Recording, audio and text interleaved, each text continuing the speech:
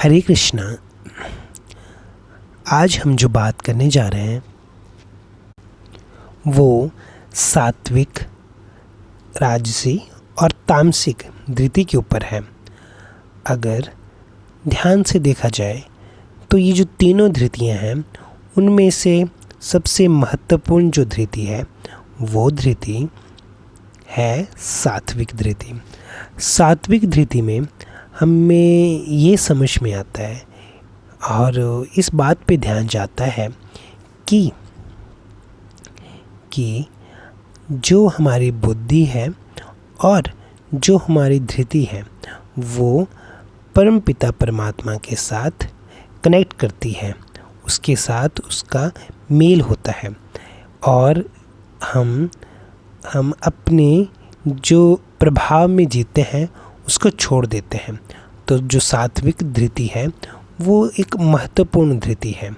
अगर हम बात करें राजसी धृति और तामसी धृति, तो राजसी धृति सात्विक धृति से जब हम नीचे की तरफ जाते हैं, जहाँ पे हम भगवान की पूजा तो करते हैं लेकिन वहाँ पे हम किसी पर्टिकुलर दबाव में होते हैं, जहाँ पे अगर हम सिंपल सा समझें तो होता क्या है कि राजसी जो धृति है वो धृति हमें किसी पुण्य को जोड़ती है कि हम कोई पूजा करते हैं तो उसके पीछे कोई पुण्य होता है, कोई हमें स्वर्ग का भान लेना होता है, कोई हमें अपना कार्य करवाना होता है, तो उसकी वजह से हम राजसी धृति का प्रयोग करते हैं।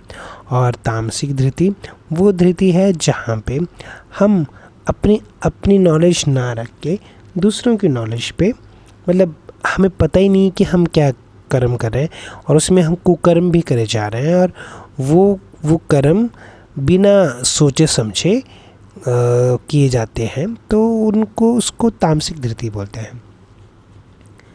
अब इन सभी धृतियों में हमें ये समझ में तो आता है कि जो सात्विक धृति है वो सबसे महत्वपूर्ण है, लेकिन एक और बहुत महत्वपूर्ण चीज़ है कि जब हमारा ध्यान इस पे जाता है, जब हमारा ध्यान सही पे जाता है, सही समझ और सही भाव पे जाता है, तो चीज़ें क्लियर होती हैं। सही समझ और सही भाव में रहने मात्र से ही हम सही व्यवहार और सही ढंग से कर पाते हैं। तो सभी का बहुत बहुत धन्यवाद। सभी को नमस्ते, धन्यवाद।